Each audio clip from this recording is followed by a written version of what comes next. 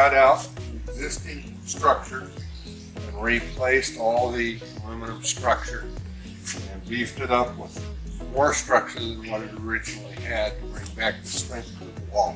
So now it's a good strong wall. We had to remove the slide out to do that, and the corner. We will replace the corner with a new corner, repair the slide out where it's been damaged, and then put it back in.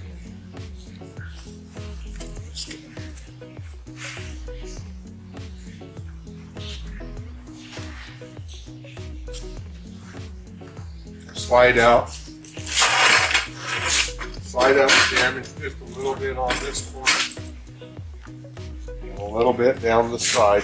We're going to replace the damaged parts and repair the damage on that. Thank you. Yep.